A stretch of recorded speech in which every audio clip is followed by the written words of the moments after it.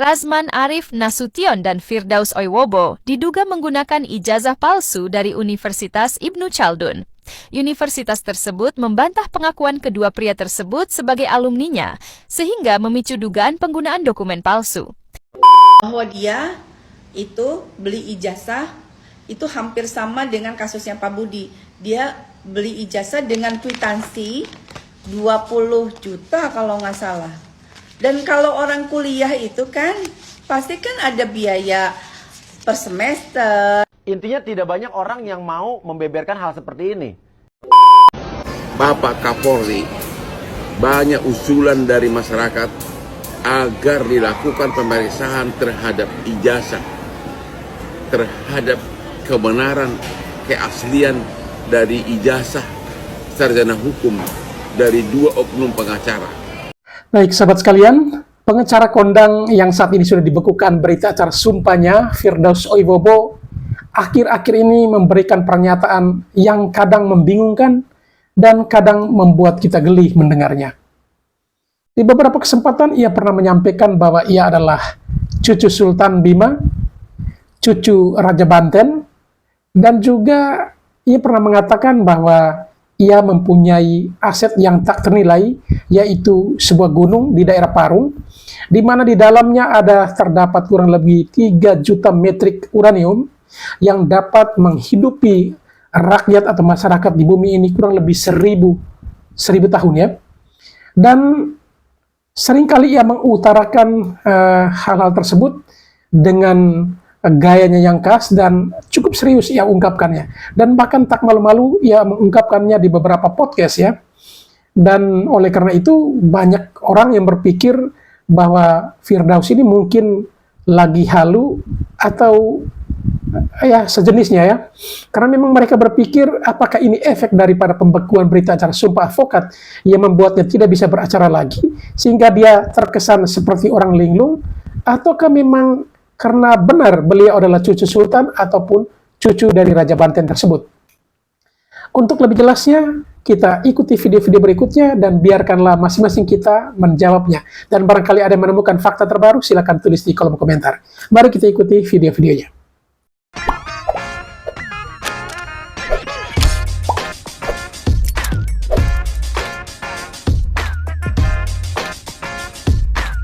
Razman Arif Nasution dan Firdaus Oiwobo diduga menggunakan ijazah palsu dari Universitas Ibnu Chaldun. Universitas tersebut membantah pengakuan kedua pria tersebut sebagai alumninya, sehingga memicu dugaan penggunaan dokumen palsu. Kasus ini menjadi sorotan publik dan pihak berwenang tengah menyelidiki keabsahan ijazah yang mereka klaim miliki. Jika terbukti menggunakan ijazah palsu, Razman dan Firdaus bisa menghadapi sanksi hukum yang serius. Penggunaan ijazah palsu dapat dianggap sebagai tindakan pidana pemalsuan dokumen yang dapat dikenai hukuman penjara serta denda yang besar. Kasus ini menjadi peringatan bagi masyarakat tentang pentingnya keaslian dokumen pendidikan. Universitas Ibnu Chaldun sendiri telah mengambil langkah untuk memverifikasi keabsahan ijazah yang dikeluarkan oleh institusinya.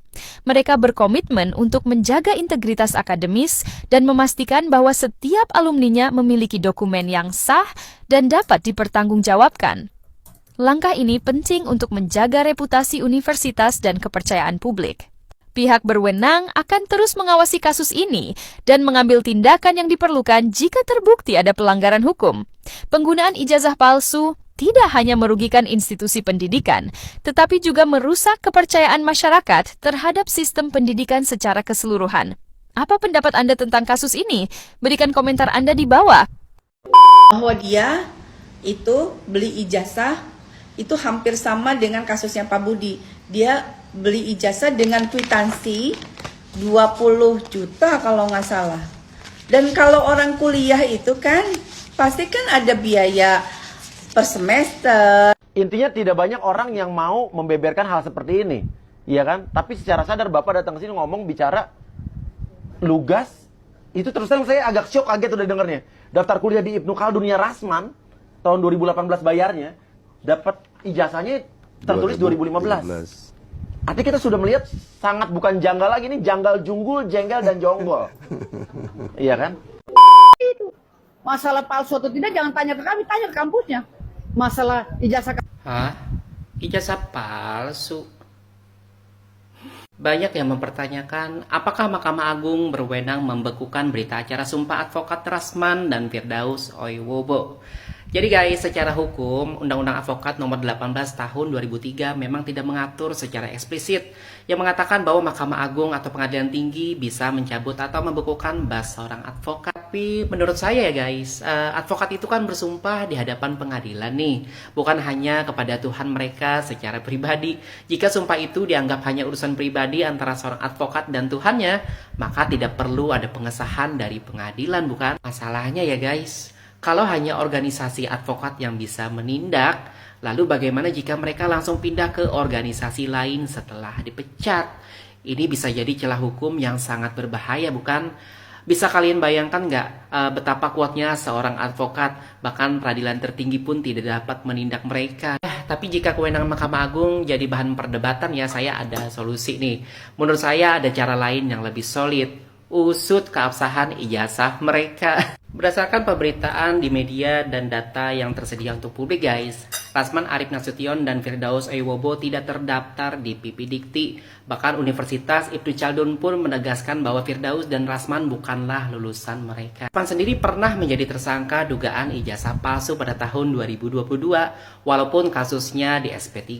Tapi jadi kalau ada kekhawatiran soal abuse of power guys, maka menurut saya lebih baik aparat hukum fokus ke fakta hukum lain yang lebih jelas, seperti dugaan penggunaan ijazah hukum palsu. Karena kalau benar ya, maka sejak awal mereka tidak sah menjadi seorang advokat. Bapak Kapolri, banyak usulan dari masyarakat agar dilakukan pemeriksaan terhadap ijazah, terhadap kebenaran, keaslian dari ijazah sarjana hukum dari 2 oknum pengacara. Apakah benar palsu atau tidak? Ini bukan merupakan delik aduan, sehingga kepolisian berwenang atas inisiatif sendiri untuk melakukan pemeriksaan. Sangat mencurigakan, sangat mencurigakan. Mohon segera dibentuk tim khusus memeriksa 2 ijazah oknum pengacara tersebut. Tadi Prof. Otto sampaikan dalam pembekalan tadi kan, sampaikan ketika mengangkat advokat itu belum bisa beracara, belum bisa berpraktek kalau belum melakukan sumpah seorang advokat di pengadilan tinggi ya, di depan ketua pengadilan tinggi. Itu kan bunyi undang-undangnya begitu ya, bahwa bukti bahwa dia sudah mengucapkan sumpah sebagai seorang advokat itu terbit berita acara sumpah ya yang disampaikan ya, bahwa itulah yang menjadi modal kita untuk beracara gitu. Kalau salah satu dia sebagai anggota advokatnya sudah dibekukan, saya pikir dengan otomatis sumpahnya walaupun masih ada, saya pikir dia udah nggak bisa beracara, karena yang mengangkat advokat itu adalah organisasi advokat ya. Tapi kan nyatanya kan karena begitu banyak organisasi advokat, inilah yang menjadi problem gitu ya. Jalan tanggal 20 untuk menghindari chaos, maka kami menempatkan 2 orang mengutus pengurus untuk memantau jalannya persidangan. Seiring reaksi Rasman Nasution terkait perintah DPN Peradi Bersatu untuk meminta maaf kepada Mahkamah Agung. Lalu, seperti apa support sang istri tercinta untuk Rasman Arif Nasution? 3 juta subscriber, luar biasa sekali 3 juta. Ya pokoknya semakin sukses lah dan bisa menghadirkan sesuatu yang memang baik untuk diperlihatkan.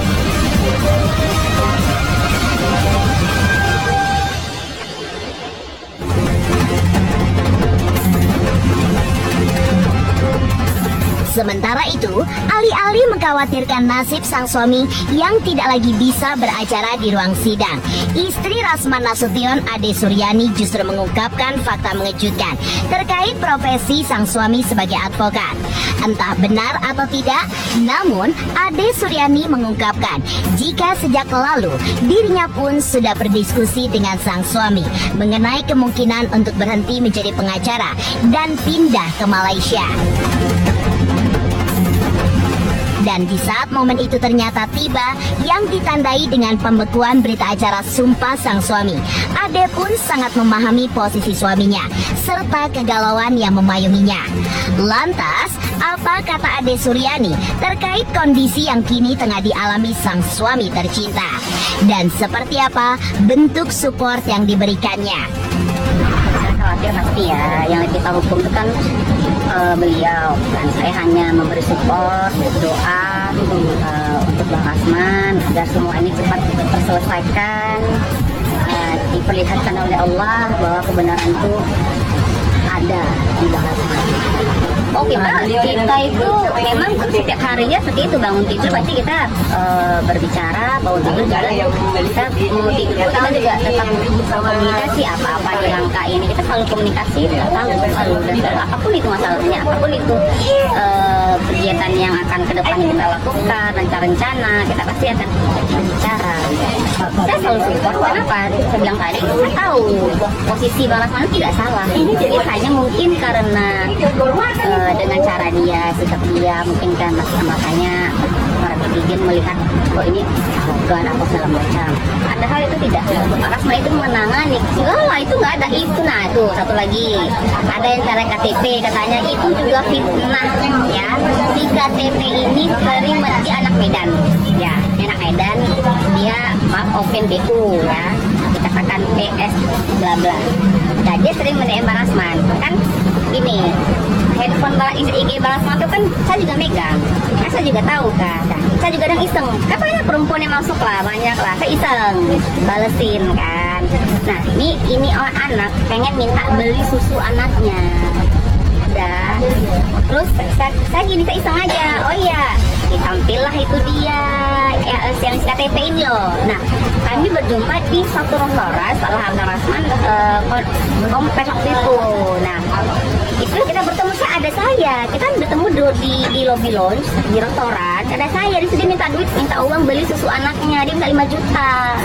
Cuman Bang Rasman saya bantu, itu udah saya, itu dia bantu, cuman kalau nggak salah 2,5 juta berapa gitu. Dan di ini nggak tahu kenapa KTP bisa tak kejatuh apa gimana, namanya kita manusia ya, kan saya juga sering pernah saya hilang ATM, saya pernah kadang paspor. Nah kemudian untuk laporan itu kami ketawa. Bagaimana ceritanya? Dia pelapor, nanti dia yang menyidangkan. Oh ya babak belur kita. Makanya saya bilang nggak usah sidangkan aja. Nah kalau ini ada pasal yang mengatur, ingat ya, dan boleh dilanjutkan, bentuk sekarang panitia pansel untuk hakim ad hoc agar menyidangkan kami. Ya, betul. Jangan hakim yang sekarang yang tergabung dalam Ikatan Hakim Indonesia, karena mereka bersuara merasa bahwa mereka yang tidak boleh disentuh sedikit pun. Ketika mereka merasa diganggu persidangannya, tapi mereka lupa. Di sini air putih nih nampak di dalam, ada sini namanya Zarob Richard 930 miliar petinggi, apa nggak malu mereka? Ada di sini namanya Asbi, mantan sekretaris Mahkamah Agung, ada kasus Ronald Tanur. Kalau mereka merasa mereka bersih, rasanya nggak penting juga Ikatan Hakim Indonesia turun tangan sampai mengatakan bahwa menyesalkan dan meminta agar masyarakat jangan menunjuk kami. Apa kapasitas kalian? Kami nggak pernah bilang ketika Zarob bermasalah, ketika kasus Ronald Tanur mencuat ke permukaan, ketika Hasbi dan hakim-hakim yang ditangkap banyak sudah. Kami nggak pernah ngomong para pengacara ini, Pak Ketua.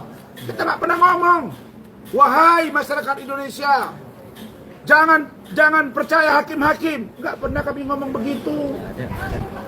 Itu gorengan si Hotman harusnya, itu. Harusnya Hotman Paris kita gorengan. fair. Yang salah ya salah, benar ya benar. Baru secara kelembagaan ada namanya komisi judisial. Itu yang Kan hari ini ya yang mengagitasi pikiran saya tanggal 20 ini takutnya rekan saya, klien saya Rasman Aris Nasution ditahan, itu aja. Takutnya ada apa sih, karena memang sudah ada contempt of court katanya kan, jadi ditahan. Tapi nanti kita seperti apa mengupayakan bagaimana agar klien kami tidak ditahan sebelum ada putusan pengadilan. Sementara itu, Firdaus Oyobo juga menyebut pada hari ini, Kamis 13 Februari 2025, ia pun akan melaporkan pihak-pihak yang melakukan kekerasan terhadap kliennya Rasman.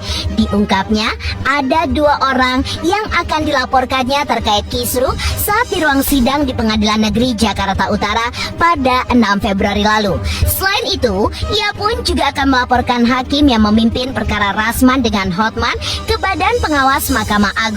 Hal ini pun membuat situasi makin panas karena pihak Rasman seolah bersikeras jika mereka memang bersalah saat terjadi kericuan di ruang sidang saat itu.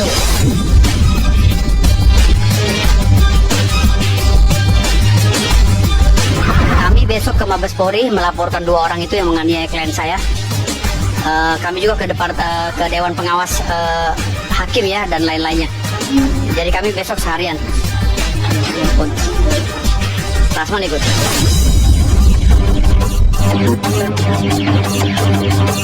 Sementara itu, di tengah upaya melawan perkara hukum dengan Hotman Paris untuk kasusnya dengan Rasman, Firdaus Oyobo memberikan pengakuan yang mengejutkan.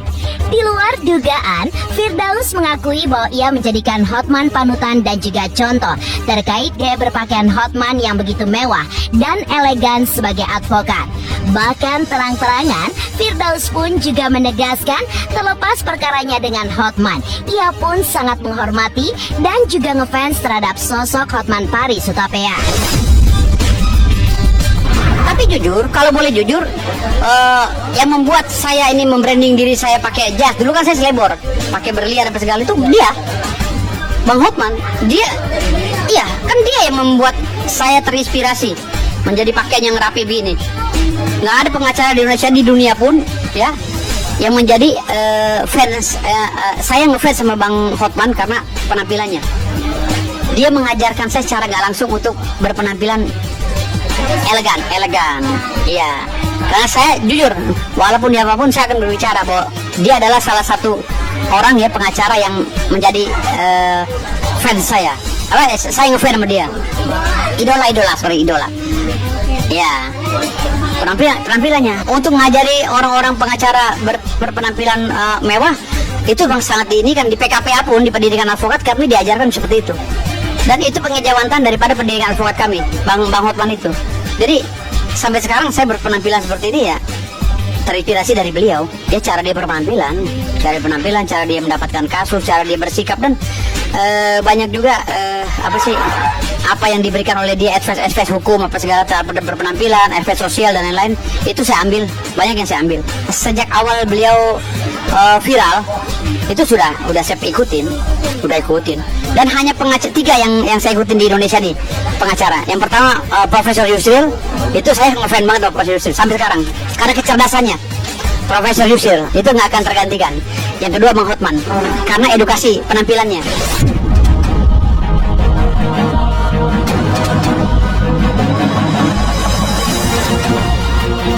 Buntut dari kisruh persidangan di Pengadilan Negeri Jakarta Utara ini makin heboh saat sejumlah pihak. Dan kami sekarang satu tim di sini. Insya Allah tidak takut kami dengan itu. Tapi ingat, kalian dilihat rakyat. Ingat ya, jangan buat rakyat bergerak. Jangan buat rakyat bergerak. Saya sudah dihubungi banyak orang. Jangan buat rakyat bergerak. Ini Rasman itu kepedean. Pede, seakan-akan dia itu masyarakat dan rakyat akan membela dia. Ya boleh Anda mengatakan demikian, tapi saya percaya bahwa masyarakat dan rakyat Indonesia, khususnya netizen, isinya akan bergerak untuk menyeret Anda ke ranah hukum. Mungkin itu kalau masyarakat Indonesia yang normal. Ingat bang, bahwa sesungguhnya manusia akan dikenang dan tidak akan dilupakan dari attitude, dari etika. Ketika ada seseorang yang dimana seorang, khususnya mungkin seorang advokat atau seorang pengacara, apabila etikanya sopan, santun, ramah, dalam ilmu pun juga mumpuni, dia tidak menampakkan kepribadian yang sombong dan angkuh. Dan itulah yang akan diingat dan tidak dilupakan oleh semua netizen khususnya. Yang kedua adalah orang yang dimana perilakunya mungkin seorang pengacara yang sifatnya rakus, angkuh, sombong, dan arogan. Dan itu pun juga tidak akan dilupakan oleh semua netizen. Dan abang harus ingat, ketika abang sangat-sangat kejadiannya, dibukanya kasus Pina atau kasus pembunuhan Pina di Cirebon, di mana beberapa orang tertindas atas ketidakadilan hukum dan banyak macam, dan banyak sekali para pengacara, baik termasuk Bapak Deddy Mulyadi yang sekarang jadi gubernur pun ikut kiprah untuk mencari kebenaran, untuk mencari bukti siapa pembunuh sebenarnya terhadap si Pina dan si Eki di Cirebon tahun 2016. Tapi bagi Anda, bagi teman Anda yang dua lagi, seperti Anda Pitra dan Elsa Sharif, justru Anda mempunyai sifat sama, antara nama dengan sifat perilaku Anda sama. Rasman, rakus, angkuh, sombong, dan arogan. Justru Anda pada saat berdebat, pada saat itu, di mana si Peggy Setiawan disangkakan sebagai pembunuh, Anda pada saat itu debat sampai menunjuk-nunjuk mukanya, hidungnya, orang tuanya si Peggy Setiawan, bahwa dia adalah sebagai pelindung kejahatan, si Peggy Setiawan sebagai pembunuh dan sebagai ketua geng yang menjadi pembunuh si Pina di Cirebon tahun 2016. Bagaimana Anda dengan angkuhnya? Orang lain membela orang kecil tertindas atas ketidakadilan hukum oleh para penegak hukum, oleh penyidik, oleh jaksa, oleh hakim. Anda dengan bahagia, orang lain membela, Anda bahagia ingin menjerumuskannya. Itu yang dikenang oleh semua netizen. Dan Anda dalam debat, dalam apapun, coba Anda debat. Setiap debat dengan siapapun, tidak pernah Anda memojokkan sifat ramah. Anda sebagai figur publik bukan menjadi contoh dan suri teladan yang baik, sedangkan ada slogan bahwa seorang pengacara itu adalah punya pekerjaan yang mulia. Mungkin yang lain istilahnya sangat mulia, seperti yang membantu-bantu si Peggy Setiawan dan 7 anak yang sekarang masih tidur di dalam lapas ancaman seumur hidup. Mungkin itu hatinya mulia. Tapi Anda apa yang mulianya? Justru Anda itu adalah rakus. Walaupun orang yang atau klien Anda sebagai orang yang melanggar hukum demi uang, yang penting uang, Anda terima, kemudian Anda menjalankan dengan sifat angkuh, sombong, dan arogan. Siapa yang akan bisa melupakan perilaku Anda? Ingat bang, bahwa sesungguhnya manusia ketika istilahnya sekarang perbuatan kerakusannya, keangkuhan, kesombongannya itu, dan arogannya, itu akan kembali ke diri Anda sendiri. Dan sekarang terasa oleh Anda sendiri. Anda saat debat dengan seorang profesor, seakan Anda betul-betul paling hebat. Padahal seorang profesor betul-betul menggunakan ilmu pengetahuannya, menjelaskan secara rinci. Tapi Anda ngotot. Anda selalu berteriak-teriak, tidak akan takut walaupun harus dipenjara. Anda pun juga sangat-sangat di pengadilan. Seakan-akan Anda paling pintar, paling pandai, paling tahu secara hukum. Secara rinci-rinci hukum semuanya. Sampai Anda harus mengganti seorang hakim. Dan teman Anda loncat-loncat di atas meja. Nah sekarang Anda akan merasakan bahwa Anda dicabut sumpahnya. Dan Anda sudah bukan lagi pengacara. Termasuk teman Anda itu adalah sebagai Firdaus, dicabut izinnya, dicabut sumpahnya. Sebagai pengacara, Anda sudah bukan pengacara lagi. Itulah balasan dari perilaku Anda yang rakus, angkuh, sombong, dan arogan. Terima kasih banyak. Saya Dr. Kandidat Muhammad Firdaus Oyobo SMH, CFLS, CLCC. Teman-teman, gue mau nanya nih. Gue mau nanya, tolong jawab, terutama teman-teman gue yang lawyer, yang kerja di advokat dan lain-lain. Kalian tuh ngerasa terzolimi gak sih dengan adanya orang-orang model kayak begini? Gue gak bilang Firdaus itu salah, sama sekali enggak.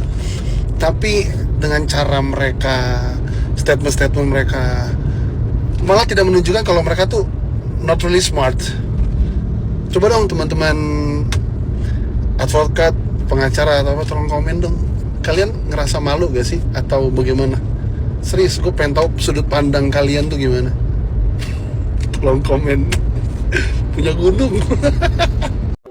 Firdaus Owibowo udah minta maaf ke Mahkamah Agung. Gue baru baca berita nih dari Tribun News kalau Firdaus Owibowo udah minta maaf nih karena naik meja. Katanya lawyer manusia, ada hilafnya. Dia juga udah ngirimin surat ke Mahkamah Agung sama ke Pengadilan Jakarta Utara. Menurut gue ini sih memang langkah yang paling baik ya Bang ya.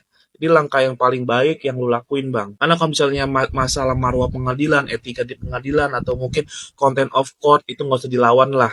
Kita berbesar hati aja, kita minta maaf. Ya tapi baik lagi, tergantung Mahkamah Agung mau menerima permintaan maafnya atau enggak. Mungkin untuk perbuatannya dimaafkan, tapi untuk tindak pidananya biasanya itu akan dilanjutkan. Kalau gue pribadi, gue berharap ini selesai dengan sesuai dengan peraturan yang berlaku aja. Karena ini menyangkut nama baik lawyer di Indonesia. Gue juga nggak mau lah kalau nanti masyarakat mandangnya itu lawyer Indonesia itu barbar, terus juga gayanya kayak preman.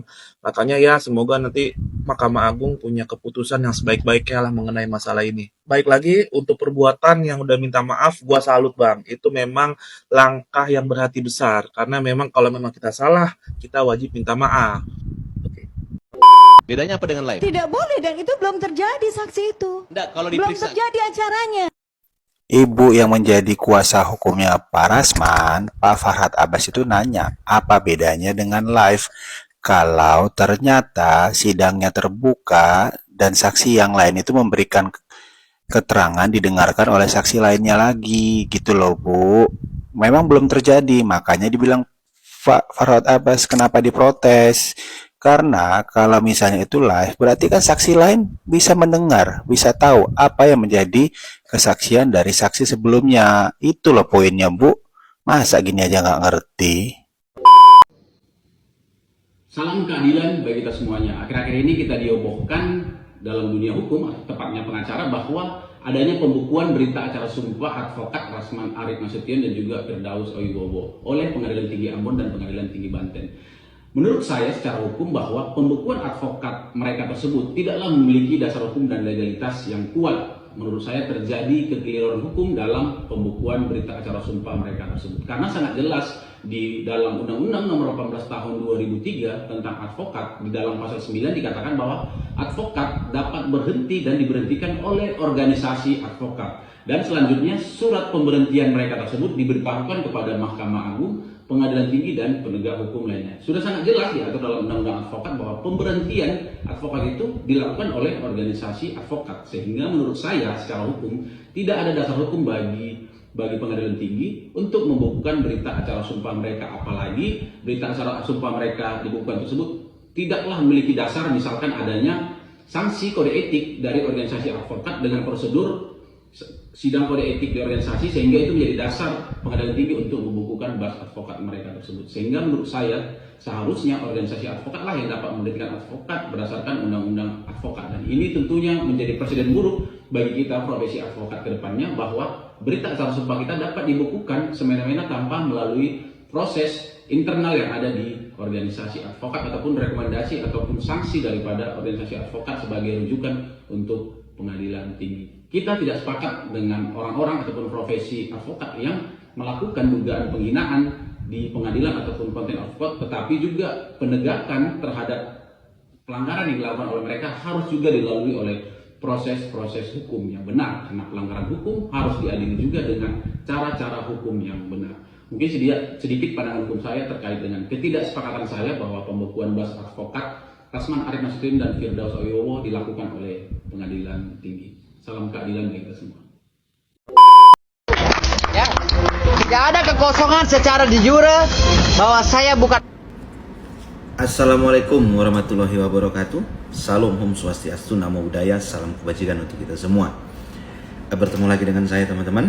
Bobson Samsir Simbolon. Saat ini saya men-state video tentang senior saya, Bang Firdaus Oi Wibowo ya.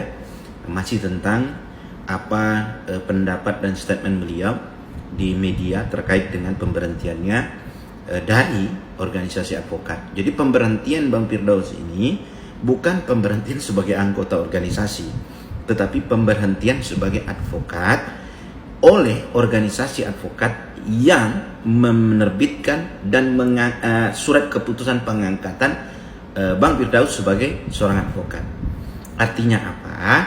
Bahwa organisasi advokat itu adalah yang berwenang untuk mengangkat seseorang menjadi advokat. Nah, dengan diberhentikannya Bang Firdaus oleh organisasi advokatnya itu diberhentikan sebagai seorang advokat, maka SK pengangkatan advokat Bang Firdaus sebelumnya itu, maka itu sudah batal demi hukum dan itu dicabut ataupun dinyatakan tidak berlaku. Nah, kemudian Bang Firdaus mengatakan dia selang beberapa jam pindah ke organisasi advokat yang lain. Maka dia sudah di-SK-kan dan dia sudah menjadi advokat lagi. Nah, itu yang keliru Bang Firdaus. Jadi begini Bang Firdaus, tahapan kita menjadi advokat itu Bang adalah dimulai dari PKPA dulu ya. Kita ikut PKPA yang dilaksanakan oleh organisasi advokat tertentu. Nah, kemudian setelah kita mengikuti PKPA, kita mengikuti ujian advokat yang dilaksanakan oleh organisasi advokat tertentu lagi. Setelah kita dinyatakan lulus dalam ujian advokat, maka organisasi advokat penyelenggara pelaksana ujian advokat itu menerbitkan SK pengangkatan kita sebagai advokat. Nah, setelah SK diterbitkan Bang, maka organisasi advokat itu meminta kepada pengadilan tinggi untuk menyumpah kita agar memenuhi ketentuan pasal 4 Undang-Undang Advokat.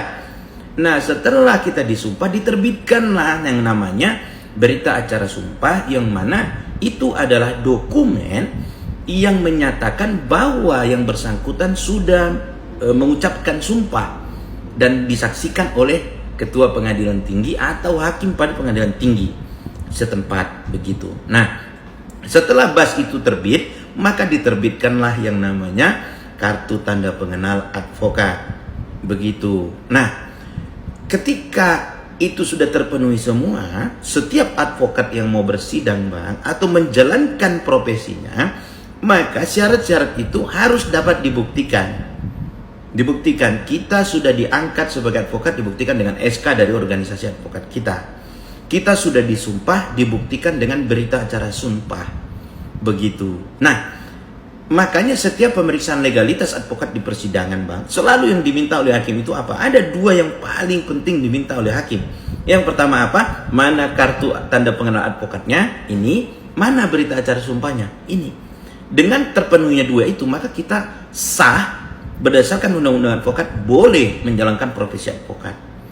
Begitu. Nah, Abang bilang Abang masuk ke dalam organisasi advokat yang baru Bang. Bagaimana mungkin organisasi advokat Abang yang baru bisa menerbitkan SK pengangkatan advokat Abang tanpa melalui tahapan seperti yang saya jelaskan tadi? Yaitu Abang sudah pernah PKPA di organisasi advokat Abang yang baru. Abang sudah pernah ujian di organisasi advokat Abang yang baru. Dan apakah organisasi advokat Abang yang baru ini sudah pernah meminta pengadilan tinggi untuk menyumpah Abang untuk memenuhi ketentuan pasal 4? Begitu. Bagaimana caranya organisasi advokat Abang menerbitkan kartu tanda advokat Abang sementara Abang belum memiliki berita acara sumpah? Karena berita acara sumpah Abang yang sebelumnya itu sudah dibekukan. Artinya apa? Berita acara sumpah itu sudah tidak memiliki kekuatan hukum lagi, sudah tidak bisa digunakan lagi untuk kepentingan profesi advokat Abang. Begitu. Nah, kalau berita acara sumpah Abang itu sudah tidak berkekuatan hukum lagi, bagaimana organisasi advokat Abang yang baru sekarang ini bisa menerbitkan kartu tanda pengenal advokat Abang? Tidak akan bisa. Kalau itu diterbitkan, maka itu sudah melanggar Undang-Undang Advokat sendiri. Tidak memenuhi syaratnya. Dan ini berbahaya nanti. Begitu, bisa-bisa nanti abang akan dilaporkan atau ada orang yang melaporkan abang orang yang mengaku advokat, karena abang tidak memenuhi syarat lagi menjadi seorang advokat. Kalau abang mau memperbaiki apa yang sudah terjadi, abang harus mulai dari nol lagi. Abang harus ikut PKPA lagi, ujian advokat lagi, kemudian disumpah lagi, maka diterbitkanlah kartu tanda pengenal advokat abang, dan abang bisa menjalankan profesi advokat. Begitu. Artinya apa, Bang? Dengan diberhentikannya abang dari organisasi advokat yang lama dan dibekukannya berita acara sumpah abang, maka semua yang sudah abang penuhi syarat kemarin sebelum-sebelumnya itu dianggap tidak pernah ada. Itu dianggap tidak berlaku lagi karena ada perbuatan abang yang menabrak, yang melanggar undang-undang tentang Mahkamah Agung. Begitu. Nah, itu yang harus saya sampaikan kepada abang, sehingga abang tidak usah lagi dengan cara-cara yang kekeh, yang justru itu menunjukkan kepanikan abang. Abang itu sebenarnya paham apa yang saya sampaikan tadi, Bang. Tapi karena kepanikan abang dan gengsi abang berusaha untuk mengatakan, wah saya tetap advokat, saya tetap advokat. Nggak baik, Bang. Masyarakat menonton, menyaksikan, jangan sampai karena itu nanti kita ini menjadi advokat yang tidak patuh terhadap aturan. Begitu. Jadi itu dulu, Bang. Ini saran dari saya sebagai junior abang. Semoga sampai kepada Bang Firdaus. Saya pamit undur diri. Assalamualaikum warahmatullahi wabarakatuh. Baik sahabat sekalian, demikianlah beberapa video yang coba saya reaksi pada kesempatan kali ini, dan kepada para sahabat sekalian yang ingin berkomentar, silakan tulis di kolom komentar. Sekian dan terima kasih, dan sampai berjumpa kembali di video selanjutnya.